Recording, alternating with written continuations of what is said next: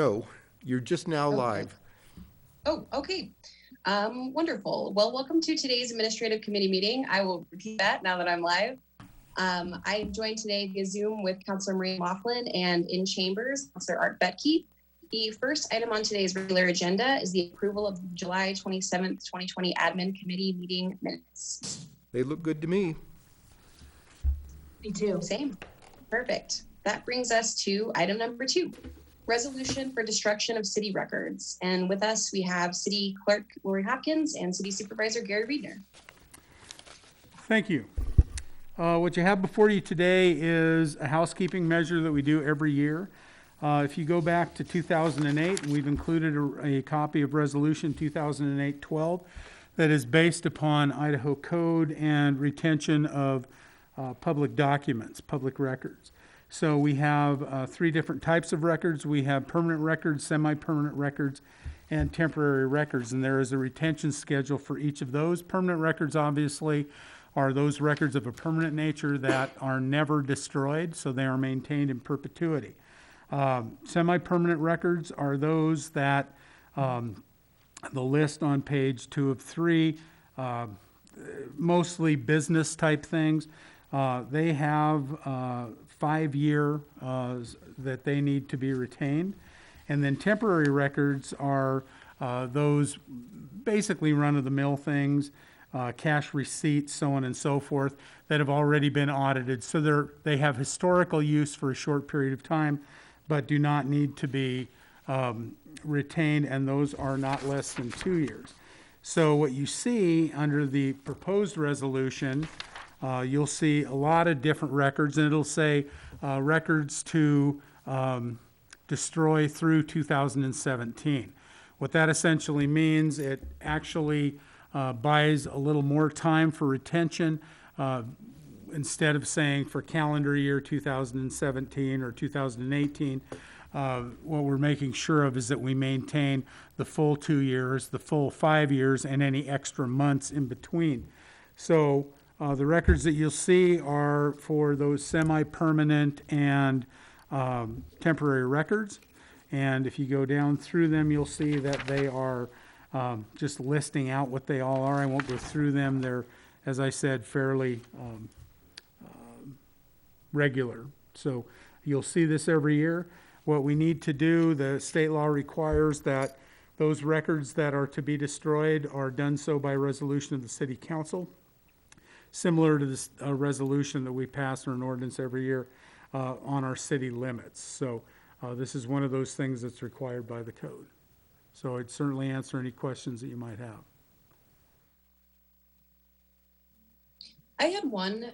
So is there a chargeback to departments for destroying records, or is that just a routine function that's provided by the city? Yeah, actually the city clerk is in charge of the records that are to be destroyed. She will contract with a shredding service, and then just like postage, the cost of whatever that department's records are will go back to that department. Okay, thank you. Any other questions, Maureen or Art? I have no question questions. here. It looks good to me, and sort of a normal housekeeping action. We should just pass it on to get the ordinance approved by council. Resolutions. Resolution, sorry. Does that mean that it needs to go on the regular agenda, Gary? No, it can go on, excuse me, it can go on consent agenda, ma'am. I think consent works great. I do too. Thank you. Perfect. That brings us to item number 3, temporary daycare and tutoring center proposal discussion with Deputy City Supervisor Bill Belknap.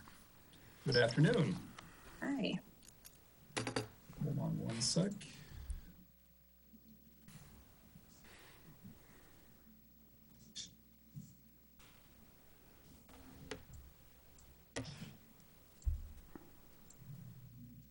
Okay. Well, good afternoon again. So as the council is likely aware, the Moscow School District has decided to have students attend in-class instruction for only 2 days per week, with 3 additional days of online instruction due to the COVID-19 pandemic. They also are offering a strictly online option that I think last I heard, approximately 180 students have decided to pursue a strictly online instruction for the fall semester.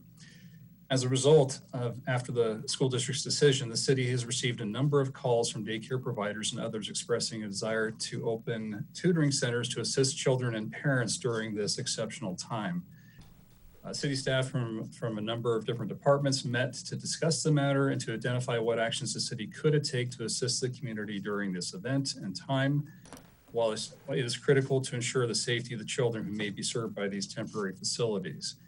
There are actually 4 separate sections of city code that address daycare facilities, and that includes the city's daycare regulations, the zoning code, the building and fire code regulations that address various standards from where they're permitted in the community to how many staff and student ratios to outdoor play areas to egress, fire alarm systems are all addressed in the variety of codes.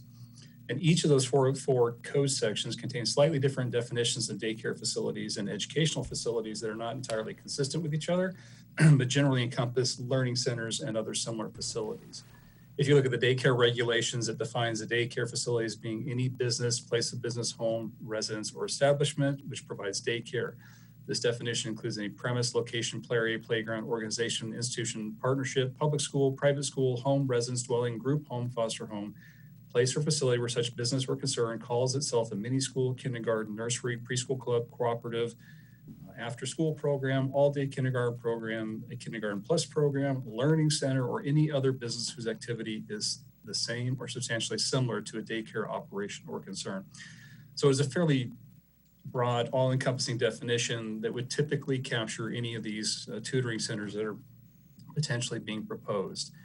There are a list of exclusions from the daycare regulations, so it does not include, that definition does not include any institution, school, or facility operated by or under the direction of the state of Idaho. Any preschool, elementary, junior high, or high school licensed and designated as such by the state of Idaho.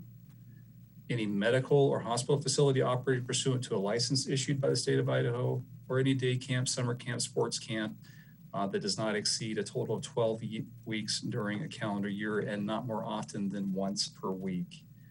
Or the occasional care of a neighbor or relative's children, or the operation of a private school or religious school for educational purposes for children over 4 years of age, or a religious kindergarten. And the last is a provision daycare exclusive for children of parents who are simultaneously in the same building as such children. So those are the exclusions from the definitions underneath the daycare regulations. The daycare regulations also cover a broad range of elements related to the operations of daycare facilities. That includes background checks, CPR and first aid training for staff, and 4 hours of annual continuing education for all daycare providers and employees. It also establishes ratios between children and staffing depending upon the age of the children through a calculated point system. The daycare regulations also require an outdoor play area for exercise and recreation. As we look at the zoning code, it has a fairly similar definition for a child care facility. It is any business, place or business or establishment which provides child care.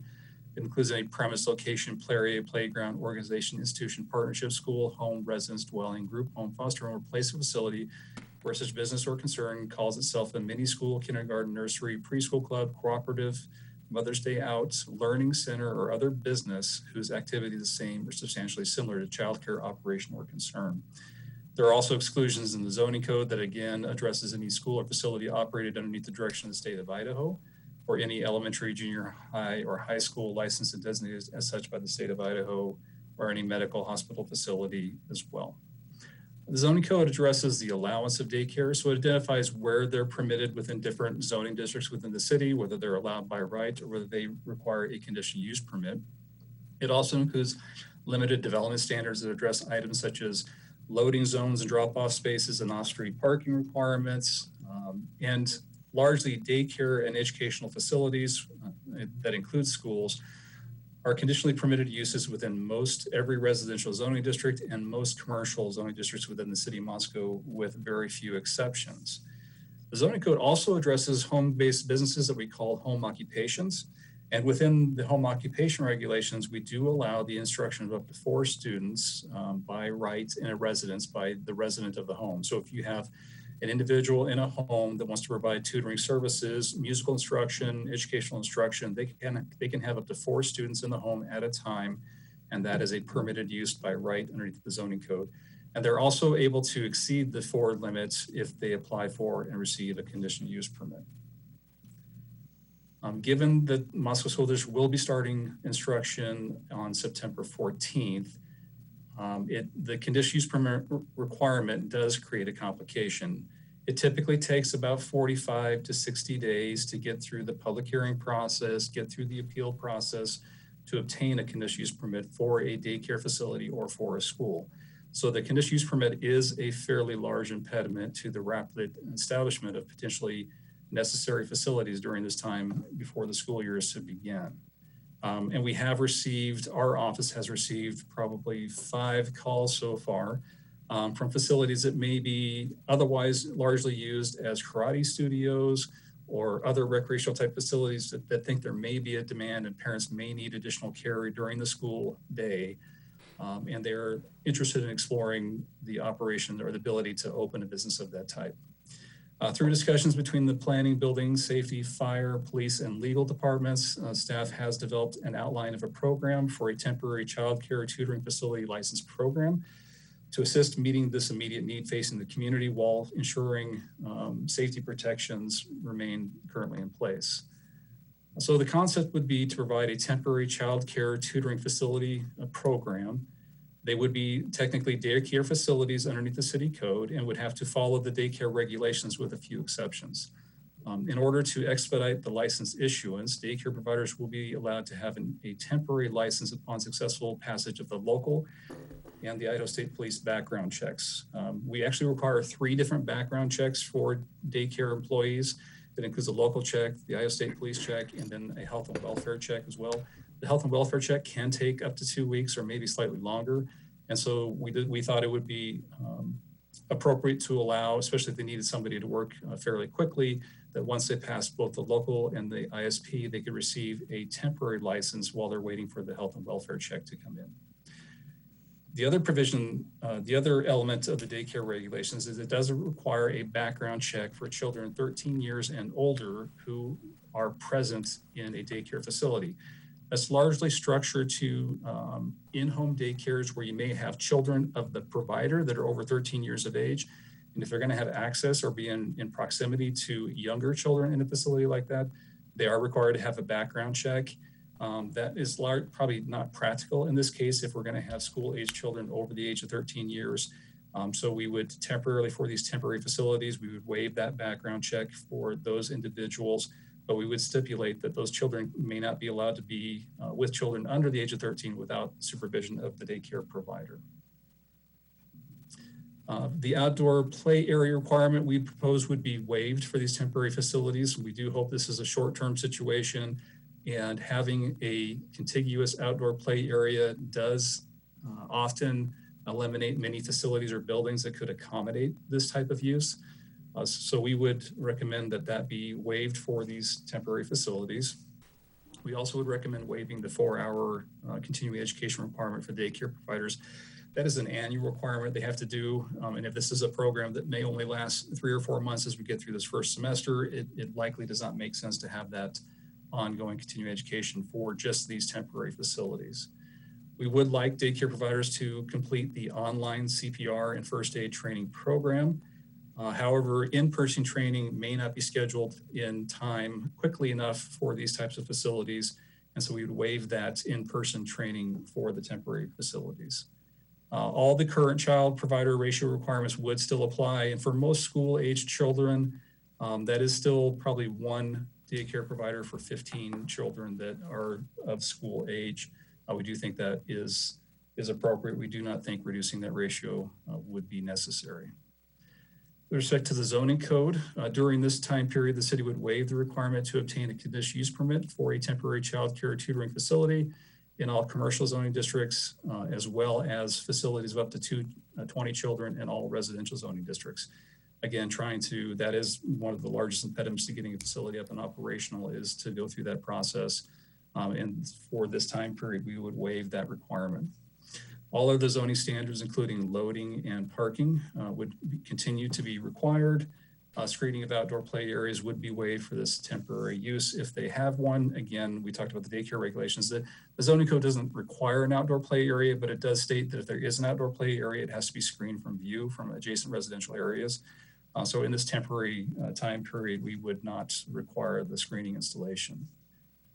We really would not be making any modifications with respect to the building code or fire code. All of these temporary facilities would continue to be classified as a educational occupancy, a group E occupancy, and we would be required, all buildings and facilities would be required to meet all life safety requirements of the building code and the fire code.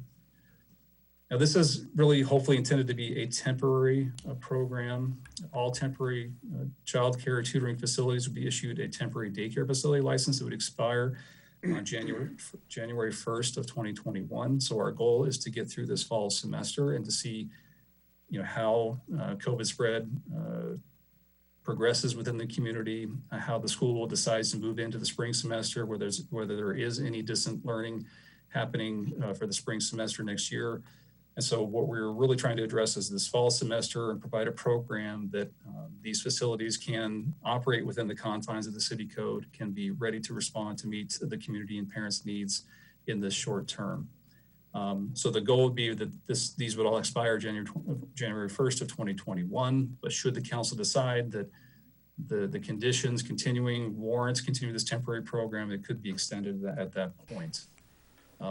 If they have a facility that wants to continue to operate as a permanent facility, then they could apply for a conditional use permit during the temporary period and obtain a permanent conditional use permit for that facility to continue into the spring semester.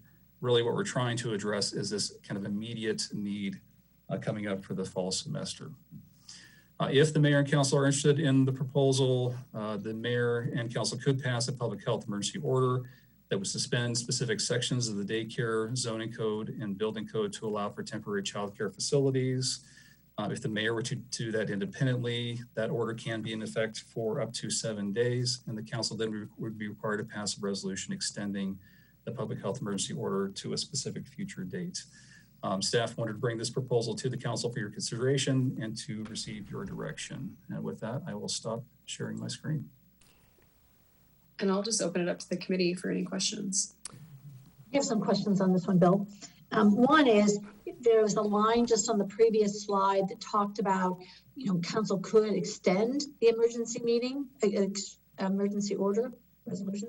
My question on that is, there was also some inconsistency because you also said that if they want to continue it into the spring, which they may do, they would have to apply for that. And what I'm trying to do is balance those two, because we're not going to know in November what's going to happen in January. And I fear that we're going to be in the same spot come December 15th or December 30th, knowing whether or not the kids are going back to school or not. So I'm looking at, are they looking for permanent? Are they looking again for an extension of the temporary that we're doing? So the temporary would only plan to go until January 1st, and the council, as that time gets closer, could make a decision. Should we get to October or we get to November and decide that the council wishes to extend it, the council could choose to do so. What I was mentioning there is if you had a provider that wanted to decide they wanted to open a permanent facility, they could apply, they could obtain the temporary that allows them to avoid the conditional use permit for that temporary period. And then during that period, they could apply for a conditional use permit, go through the hearing, and see whether they could secure a permanent conditional use permit for any operations extending beyond January 1st. So if you have somebody who decides, hey, I'm going to make a large investment, I think this is something that I want you to continue beyond even the COVID time period, they would have the opportunity to apply, just like anybody else would, for a conditional use permit to be able to get a permanent CUP and extend that business beyond the temporary. Okay, so let me just ask one more question, and that's with respect to safety issues. Schools are regulated, and so they have to come in, they're making plans on how they're going to accommodate spaces and masks and whatever. My concern is are we going to have any type of safety protocol, or does it exist out there some safety protocol with respect to temporary daycare facilities or tutoring institutions, tutoring entities? And I don't know that we'd have any special regulations for these temporary uses. They would be regulated like any other daycare in the city. I'm assuming that the Department of Health and Welfare and the state and the city have our guidance that has been provided for social distancing and mask wearing, and they would be required to follow those. But we aren't proposing anything specific for these temporary facilities because we have permanent facilities in operation that are operating currently. Well, again, if someone's starting a new one, when they apply for that and it's granted, wouldn't it be helpful to at least list those, what kind of safety protocols there are out there? And I'm sure we could consult with the Department of Health and Welfare and pull that information together and make that available to anybody who applies through this program. Okay, and one other thing, is a question on the CPR, and you wouldn't have to do it if you did it just till January. I guess I'm questioning if, in fact, we give people enough notice if they're going to do it for another 4 months, that they would take CPR and such things. So that waiver would be only for this time period between now and January 1st. If they operate anything longer beyond that, obtain the permanent CUP, they have to follow all of the city's standard daycare regulations. This is only a waiver for those facilities that may apply for a temporary license under this program. Okay, I'm sorry, I'm really lost on this one too, because but the other part of that is, another question is whether or not we want to say that every unit, every facility should have at least one person who is certified in CPR and the other requirements. And because it doesn't take that long to do it, does it? It doesn't take that long. The question is when are classes available for the in-person, and that's not always available as readily as you might like. Katie probably has more information as she works with the providers and their daycare, their CPR and first aid licensing. Yeah, definitely. Can you hear me? Yes. Okay, so the state of Idaho and Health and Welfare has already sent out a notice saying that for the time being that they are not requiring the 1 hour of in-person testing that is required to get your CPR license. And that's the only thing that we would be waiving as well. They're still required to do, I think it's 20 hours of an online course that they get their certification for. They're just missing that 1 hour of in-person training or testing to show that they can do the physical act of CPR. That's the only part that we'd waive. So the answer is they'd have to take the course, they just don't have to get tested on it. Correct. Just for the temporary facilities, correct. Right. Okay. That answers it. Thank you, Katie. You're welcome. So I've got a couple questions. Anytime dealing with minors, things get a bit sketchy. So I was wondering about the stipulation of a background check for children or young people older than 13 years old that would happen to be a part of this after school or on the off days of school, watching out for them. What is the nature of a background check on a 13-year-old? I can take that, Bill. Yeah.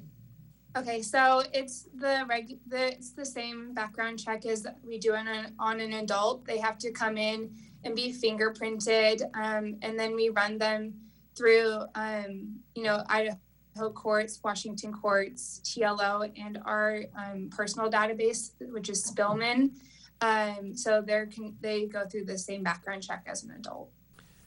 So I assume this would require the permission of the parents before this was indulged in. That's correct. Yeah, we have to get a parental or guardian waiver for anyone under the age of 18. But the proposal would be to waive that requirement for these temporary facilities. Oh, okay, that I didn't quite grasp, but Yes. with that waive for the temporary facilities, yeah, and especially as regards to the temporal necessity for speeding things up to be in time for when school goes back into session, is to help citizens deal with the fact that suddenly you've got kids home when usually they aren't, is going to be really tough on people with jobs, and trying to maintain that balance between home life and work life is already going to be tough, and this, I think, would really help. And from my point of view, the waivers and stipulations as proposed make a lot of sense to me. Thanks.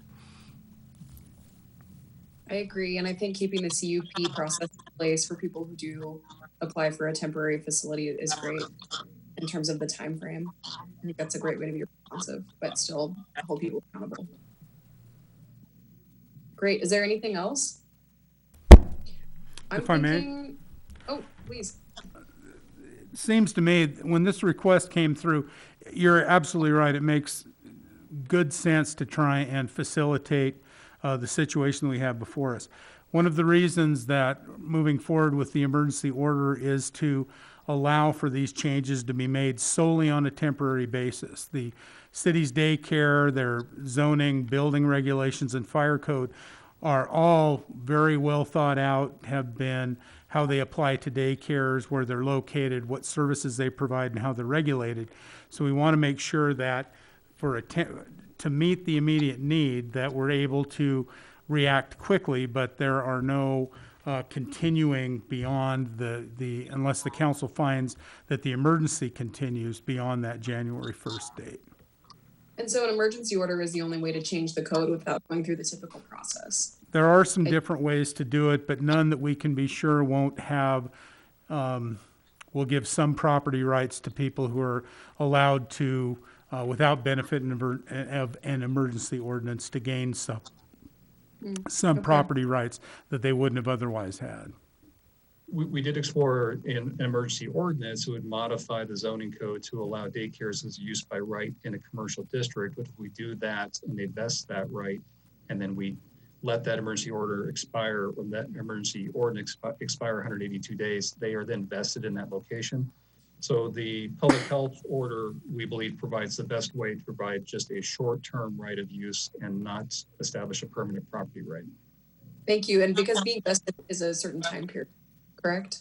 Excuse me? It's just to be legally open in operation. You vest immediately once you open the business. If you're legally allowed by right, somebody could vest that property right, and it could be arguable that we'd have a hard time extinguishing that right. The public health emergency order probably provides us the best tool to allow this short-term relief, but not to get permanent property rights established. Thank you. That's some really context. So, Can I say something? sounds like we're in favor then. Does this then have to be on the regular agenda? What will happen is, if the mayor and I will brief on this, take a look at it, he'll determine if he wants to issue the emergency order. We wanted to come to council first, to committee, because we don't have a council meeting till the 8th. So we wanted to make sure that the emergency order, if the mayor decides to issue it, that it doesn't expire before that council meeting on the 8th. And the council then can pass a resolution extending it if the council so desires. As Bill indicated, some people may decide that they want to get into this. It's going to require them to expend some funds to do it. We wanted to be fairly certain the council was on with the concept. But yes, it would be on the regular agenda. But you've not seen the emergency order yet, because we still have to draft that. Great. Okay. Thank you very much. I think that takes us to our last item number 4, which is the personnel policy, updated hiring policies. And for that, we have the Deputy City Supervisor, Jen Pittner. Good afternoon. Can everybody hear me okay? Yeah. Wonderful. Okay, so by way of a bit of background, we have the City of Moscow personnel policies, which have been in place in some version for many, many years. The current version is current as of 2014. We have looked at our personnel policies. We use them daily. It's something that we use as a guide regularly. And so taking a moment to update those to reflect new standards, current practices, those types of things are high on our priority list. So we have broken those into sections, because the entire personnel policy document as a whole document is quite a bit to take on. This first section is born pretty much out of necessity as our hiring processes have changed, which they then adapted even more during COVID as we moved to some more online type of options. The big piece that I'm trying to implement into our personnel policies is an accompanying standard operating procedure. So not only do you know what the policy is and the guidelines, how do you then put that policy into place, or how do you exercise whatever may happen or whatever we're outlining in that policy? This first section started with the development of a standard operating procedure that was much needed. We took our hiring process, lined that out, then updated our policies that accompanied that. Of the 8 policies that are presented here, we have 3 that are just very much the legal requirements. We've got equal employment opportunity, ADA requirements, and then our veterans preference. We then took our preference for hiring from within. We just more clearly defined that policy. Reemployment policy was then added, something we have different folks that come back and visit with us to see what other employment opportunities they may have. So we looked at that as well. Our nepotism policy was very robust. We just clarified a few things within that policy, added some definitions. And then one section, the transfer and promotion policy, we updated that to more clearly reflect the practices that we have now, and also created an accompanying SOP for that transfer and promotion piece as well. So all told, this section is more of a cleanup and update. Nothing significant has been created other than we now have some proposed SOPs that provide us the how to navigate some of these processes. So I'd be happy to answer any questions anybody may have. I have just one under the telecommuting part, seeing as we're deep into it right now. That section talks about provision of equipment to employees that would be maintained and operated by the city as necessary, and then other things like pens and paper as necessary. What happens to other things that the city may not issue, things like printers, or more likely, how is the issue of internet access handled, and who's paying what share of that? Right, so the telecommuting policy is actually a new policy that we've developed. We had an operating telecommuting policy that was temporary in nature during COVID when we were home March, April, and May, those time periods. So with the telecommuting policy, we have looked at establishing the equipment that the person would need to do their work.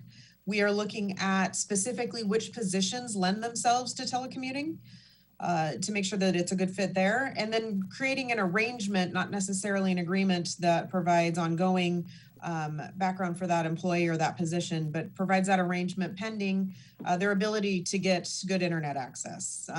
The equipment that we would then provide, of course, and we've taken an inventory of what that might be for various positions. Is it scanner was one that came up quite a bit. I need a scanner. So looking at those different pieces of equipment and scoping out what those would be for each position that would be a good fit for a telecommuting arrangement is part of that process. We've talked a little bit about the internet connectivity and those types of things, and are not seeing a reimbursement or a stipend or a rebate or anything like that for actual internet connectivity, but simply focusing on the equipment that's needed for them to do their job while they're in their home. If I can expound on that a little bit. We looked at telecommuting policies from other entities, including the University of Idaho. And there are, as you might guess, there are different policies around. None of them include the institution purchasing internet capabilities. That is something that is just a necessity, just like you have to have a roof over your head in order to telecommute, so on and so forth. So we looked at that. You know, a colleague of mine said, it's interesting where we've come the last 20 years. When I first started my career 30 years ago, that if you were caught at home with city equipment, you were fired. And now we're loading it in their cars so they can use it at home. So things have changed a lot, and it's just the necessity of the marketplace that we're in today. So we looked at that. We didn't want to make it, as you might expect, telecommuting is a little bit different in that it is an arrangement, as Jen just indicated. It is for the benefit of the city, and there will be ancillary benefits to employees, but first and foremost, they have to be in a job where you can telecommute. There are certain jobs that you just can't do it. If your job is to paint stripes on a road, then you can't really telecommute and do that. On the other hand, we're looking at ways to make it as efficient as possible. So wanted to make sure that first and foremost, the operations of the city were able to proceed in an efficient manner. Secondly, giving folks the opportunity to do that, because there are benefits. You'll see elsewhere in the telecommuting policy, this is not a replacement for daycare. You have to do your job, and we know there will be some inefficiencies that come from it, but we'll try to minimize those as best you can. The internet connectivity is an issue. We have some people who their jobs may partially at least be able to be done from where they live, but they have no internet connectivity. And to get internet connectivity might involve a very expensive fix. So we have alternatives for that too, separating people, maintaining social distancing, and those sorts of things on site. The equipment itself, you saw in the open budget process, there's about $170,000 that Information Systems went out, surveyed all of the departments and all of the positions that possibly would be able to telecommute and what their support would be for that. Might be a laptop, might be a printer, might be a scanner, might be docking stations, things like that, because if you have a laptop, when you're in office, you're going to want to plug it in and then pick it up, take it home, plug it in at home without gathering all of your screens and monitors and everything else. So that's the purpose for it. But as you get into that situation, what happens, for instance, if you're injured at work, workman's compensation covers you. It's the same thing at home. If you're injured while you are working at home, while you are working, then workman's compensation covers as well. But you had to draw the line somewhere, such as, like the IRS code allows you, if you have a home office, you're able to deduct pieces of it. That is not allowed here because we are providing a place for people to do their work. If they choose, and the arrangement is such that they can efficiently work from home, they need to provide certain things as well. We do, as you know, pay a stipend for cell phones for those employees where cell phone is a necessary part of their job. We now have technology that allows your office phone to ring on your computer at home. So that, anyway, there's a lot of technological advances that make this much more efficient. So with that, if you have any other questions, certainly Jen can answer the policy piece of that. And perhaps for a bit more background, the telecommuting policy, for instance, one of the first questions we had was how does that employee safety work out in regards to workers' comp and those types of things? So we actually got the telecommuting policy from the state insurance fund for how they allow their workers to telecommute, and adapted some of that into our language for our policy. We also, for all of the hiring policies and then for the telecommuting, we'll look at other policies that are out there, existing organizations that have those in place. ICRIMP is a big resource for us as well when it comes to our employment policies. They've developed a sample template, so we reference that. And then we also look at what's worked well for us in the past. And so all of our policies have been vetted through a few different sources to determine kind of the best practice that works for us and how we can then create those procedures that go with those. Just a second, this is an aside. I'm a little concerned that we don't have Ann with us anymore. Yeah. Because it says there's 7 people and none of those are Ann. Anyway, since my question it goes to you, Jen, anyway, so maybe I'll just still ask it. So I have questions on 2 sections of it, and that is the preference for hiring from within. I totally get that. What happens? Do you tell people internally that there's going to be this opening or this person's retiring, and then various people can apply for it? And it's like an internal search, just the process of it. So is it an internal search, or is it just like, oh, I want Jen to have this position and that's what it's going to be? So we provide for both avenues with the transfer promotion policy, and then the preference from hiring within. You could, if an internal candidate is interested, they simply let us know that they're interested in those public postings. We've gone back and forth. We've run internal searches first, and then if the candidate decides to withdraw or we decide it's not a good fit, then we'll run an external search.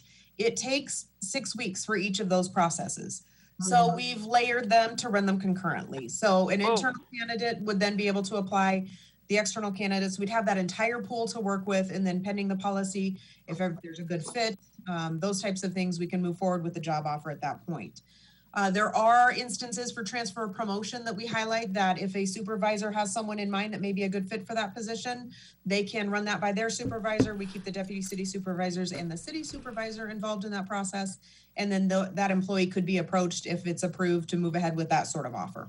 So if you know, this is the person, of all the people that work in my staff, this is the person, they don't have to do a search.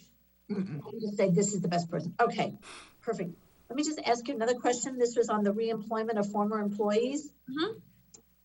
There's a reference here with respect to Percy, and I'm not a Percy employee, but I know that there was a lot of people at the university that were and that are. And so my question is, if I worked for the city for 5 years, I took 2 years off and I come back and do a different job.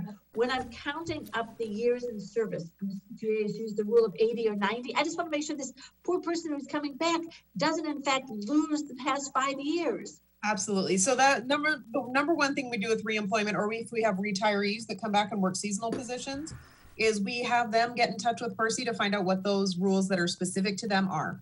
It's a difficult, actually, it's not an issue for the city because they won't give us any information on those employees. We do know the basic rules.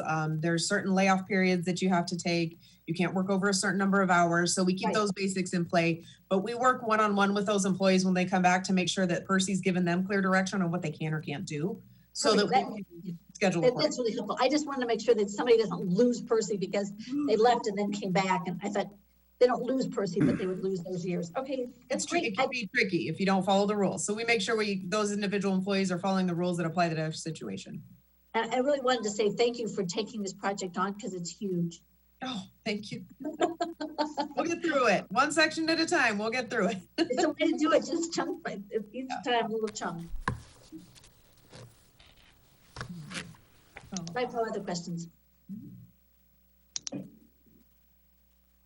I was lost there for a minute. I'm sorry, my tech gave out. I did have a question. So there's one thing in there that I was curious about. Do we always notify applicants that have not been selected via a physical letter? Because it seems like it could be easier to utilize email, at least in cases where applicants have provided it. We're transferring to more email. We, during COVID, we were able to turn on or activate our Civic Plus online application so that people could apply online. We have had in the past a PDF that's fillable and then you can submit it via email. We had a tremendous amount of people still dropping off hard copy applications up until March, April, May. So with that, we gather good email addresses because they're creating their account. So we're doing a lot more communication via email now. Okay, great. That was the one thing I noticed. Yeah. I think we can put this on the consent agenda. I think you're right. Any objections to that, Art? I'm good for it. And I just looked to Gary because there's 2 actions on there, the hiring section and then the separate telecommuting, so. Yeah, we broke those out because one is our standard hiring practice. The telecommuting is a new section, but if the council wants, if the committees, we can just, if you want us to proceed with consent on both of those, we can do that. I'm good with that. Good with that. Okay, thank you. We'll put it on the consent agenda. With that being our last item, does anyone have a motion to adjourn? Let's go. Let's go. Thank you. All right. Thank you all so much. Have a nice rest of your evening. Bye.